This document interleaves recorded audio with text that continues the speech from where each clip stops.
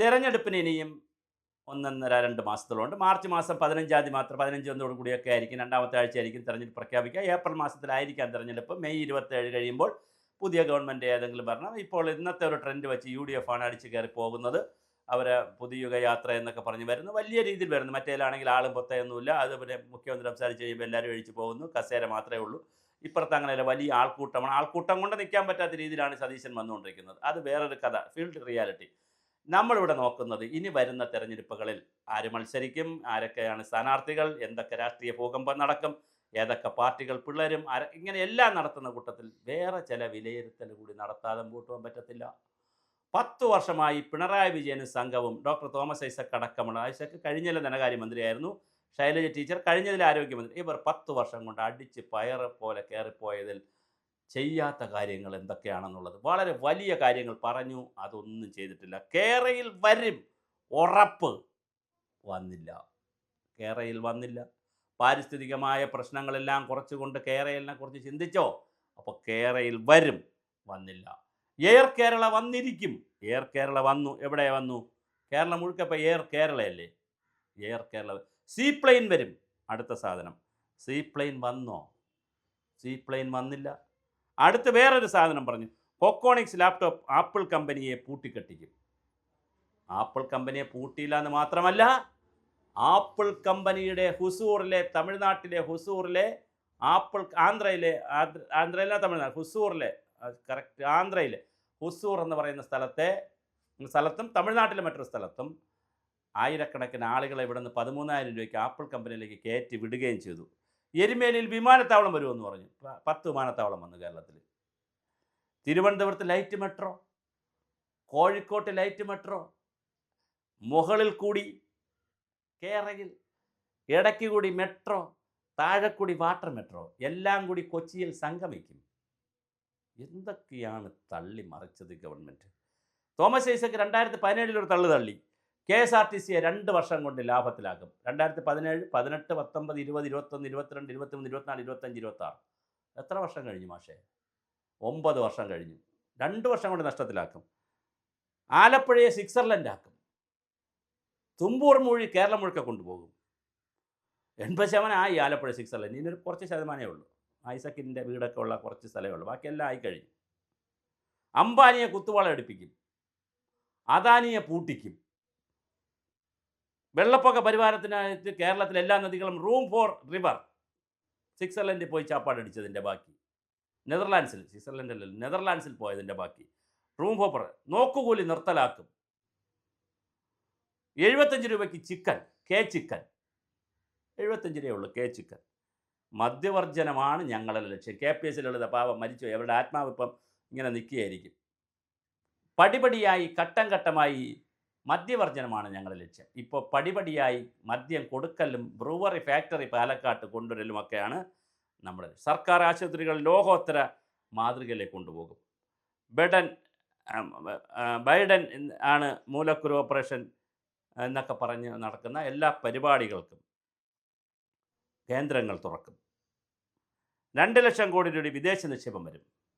20 ലക്ഷം പേർക്ക് തൊഴിൽ കൊടുക്കും. സ്കീം തൊഴിലാളികൾ, ആശാ വർക്കേഴ്സ്, അംഗനവാടികൾ, പാചക തൊഴിലാളികൾ തുടങ്ങിയിട്ടുള്ള സ്കീമുകളിൽ വർക്ക് ചെയ്യുന്നവർക്ക് 700 രൂപ കണക്കാക്കി 21,000 രൂപ കൊടുക്കും. എന്തൊരു മോഹന സുന്ദര വാഗ്ദാനങ്ങളാണ്. PSC വഴി 2 ലക്ഷം യുവാക്കൾക്ക് ജോലി കൊടുക്കും. കോവിഡിന് മരുന്ന് കണ്ടുപിടിക്കും. കേരളം പറഞ്ഞ തമാശകൾ വളരെ വലുതാണ്. ലോക കേരള സഭ നടത്തി ലോകത്തിലെ മുഴുവൻ ആളുകളെ ഇവിടെ കൊണ്ടുവരും. ലോക സമാധാനത്തിന് വേണ്ടി പരിപാടികൾ നടത്തി. ലോക സമാധാനത്തിന് വേണ്ടി നമ്മുടെ ബാലഗോപാൽ 2 കോടി രൂപ മാറ്റിവെച്ചു. ലോക സമാധാനം. തിരുവനന്തപുരത്ത് പൈതൃക മ്യൂസിയം എല്ലാം നടപ്പിലാക്കിയില്ലേ? ഇത്രയൊക്കെ നമ്മൾ നടപ്പിലാക്കിയെങ്കിൽ പിന്നെ കേരളയിൽ നടപ്പിലാക്കാൻ എന്താ പ്രയാസം? എന്തൊക്കെയായിരുന്നു. മലയോര ഹൈവേ, തീരദേശ ഹൈവേ തള്ളി മറിച്ച് പിന്നെ സെക്രട്ടേറിയറ്റിൽ ഫയലെല്ലാം തീർക്കും. ഒരു ഫയലും കാണത്തില്ല. ഓരോ ഫയലും ജീവനുകളാണ്. ഗവേണൻസ് കൊണ്ടുവരും. ഇങ്ങനെ തുടങ്ങി പറഞ്ഞു പോയതിനൊന്നും ഒരു കണക്കുമില്ല, വെള്ളിയാഴ്ചയുമില്ല, വ്യവസ്ഥയുമില്ലാതെ നൂറുകണക്കിന് മോഹന സുന്ദര വാഗ്ദാനങ്ങളാണ് മലയാളിയുടെ മുന്നിൽ വെച്ചത്. ഇതിലേതെങ്കിലും ചെയ്യാൻ പറ്റിയോ? വിദ്യാഭ്യാസത്തെ, ഉന്നത വിദ്യാഭ്യാസത്തെ ലോകോത്തരമാക്കി മാറ്റും. പ്രാഥമിക വിദ്യാഭ്യാസത്തെ ലോകത്തിലെ ഏറ്റവും വലിയ വിദ്യാഭ്യാസ സ്ഥാപനങ്ങളാക്കി മാറ്റും. ആരോഗ്യ കേന്ദ്രങ്ങളെ ആരോഗ്യത്തിൻ്റെ മികവ് കേന്ദ്രങ്ങളെയും സെൻറ്റർ ഓഫ് എക്സലൻസ് തുടങ്ങും. യൂണിവേഴ്സിറ്റികളെ സെൻറ്റർ ഓഫ് എക്സലൻസ് ആക്കും. എന്തൊക്കെയാണ് പറഞ്ഞത്? ഈ പറഞ്ഞതിൽ ഏതെങ്കിലും കാര്യം നടപ്പിലാക്കിയിട്ടുണ്ടോ എന്നുള്ളത് വളരെ ഗൗരവമായി ആലോചിക്കണം. ജനങ്ങളുടെ മുന്നിൽ പ്രകടന പത്രികയിൽ പറയുന്ന കാര്യങ്ങൾ അല്ലെങ്കിൽ അതുപോലുള്ള കാര്യങ്ങൾ ചെയ്തില്ലെങ്കിൽ തെരഞ്ഞെടുപ്പ് കമ്മീഷൻ അതിനുള്ള പണി ആലോചിക്കണം. ഇനി അങ്ങനെ വരേണ്ട ഒരു കാലത്തിലേക്ക് നമ്മൾ ചിന്തിക്കണം. പ്രകടന പത്രികയിൽ പറ്റുന്ന കാര്യങ്ങളെ പറയാവൂ. പറയുന്ന കാര്യങ്ങൾ ഭരണ കാലയളവിനുള്ളിൽ ഇറങ്ങിയില്ലെങ്കിൽ, ചെയ്തില്ലെങ്കിൽ ആ പാർട്ടികൾക്ക് പിന്നെ മത്സരിക്കാൻ പെനാലിറ്റിയോ അല്ലെങ്കിൽ മത്സരിക്കാനുള്ള അവസരം കൊടുക്കാതിരിക്കുകയോ അങ്ങനെ എന്തെങ്കിലുമൊക്കെ ഇലക്ഷൻ കമ്മീഷൻ പറയേണ്ടി വരും. അങ്ങനെ പറയുമ്പോൾ വളരെ കൃത്യമായി നടപ്പിലാക്കാൻ പറ്റുന്ന കാര്യങ്ങൾ മാത്രം മാനിഫെസ്റ്റോയിൽ പറയും, പ്രകടനപത്രത്തിൽ പറയും, അത് നടപ്പിലാക്കുകയും ചെയ്യും. കൃഷി വല്ലാതെ കൂട്ടുമെന്ന് പറഞ്ഞു. എവിടെ കൂട്ടി? 1 ഹെക്ടർ 1 ലക്ഷം ഹെക്ടറിൽ കിടന്നത് 7 ലക്ഷത്തിൽ കിടന്നു. അത് 8 ലക്ഷമായി, വീണ്ടും 1 ലക്ഷത്തിലേക്ക് താഴോട്ട് പോയി. ഇപ്പോൾ എവിടെയാണ് കൃഷി എന്ന് പറയുന്നത്? നെല്ല് സംഭരണത്തിന് പ്രത്യേക പദ്ധതി കൊണ്ടുവരും. എന്ത് പദ്ധതിയാണ് കൊണ്ടുവന്നത്? കുട്ടനാട് പാക്കേജ് വളരെ കാലാതീതമായി. ശബരി റെയിൽ പറഞ്ഞത്, അങ്കമാലി റെയിൽ പറഞ്ഞത് കേട്ടാൽ എത്ര സ്വപ്നഭൂമിയാവും. സിംഗപ്പൂരാക്കും, ഇടയ്ക്ക് സിംഗപ്പൂരാക്കും. തിരുവനന്തപുരത്ത് നിന്ന് പാലക്കാട് നിന്ന് അപ്പവും എടുത്തുകൊണ്ട് 2 മണിക്കൂറിനകത്ത് തിരുവനന്തപുരത്ത് എത്തുന്നു. തിരുവനന്തപുരത്ത് അപ്പം കൊടുക്കുന്നു. അപ്പം വിറ്റ പൈസ വാങ്ങി എറണാകുളത്തേക്ക് ചെല്ലുന്നു. അവിടെ ഇറങ്ങി ഭക്ഷണം കഴിക്കുന്നു. അവിടെ നിന്ന് അടുത്ത അപ്പം കയറ്റുന്നു. അത് കണ്ണൂർ പോകുന്നു. എന്തൊക്കെയായിരുന്നു ഇവിടെ പറഞ്ഞത്? വളരെ വലിയ തോതിലുള്ള തെറ്റിദ്ധരിപ്പിക്കൽ ജനങ്ങളെ ചെയ്യുകയും വഞ്ചനയുടെയും ചതിയുടെയും കഥയാണ് നടന്നിരിക്കുന്നത്. ഇത് ഒരു ഇടതുപക്ഷ ജനാധിപത്യ മുന്നണിയുടെയോ CPMൻ്റെയോ ഭരണത്തിനെതിരെയുള്ള ഒരു വർത്തമാനമല്ല. പറഞ്ഞ കാര്യങ്ങൾ പറഞ്ഞതുപോലെ ചെയ്യാത്തതിലുള്ള പ്രതിഷേധമാണ്. ഒന്നുകിൽ പറയാതിരിക്കുക, അല്ലെങ്കിൽ ചെയ്യാൻ പറ്റുന്ന കാര്യങ്ങൾ മാത്രം പറയുക, പറയുന്നത് ചെയ്യുക, ചെയ്യാൻ പറ്റുന്നത് മാത്രം പറയുക.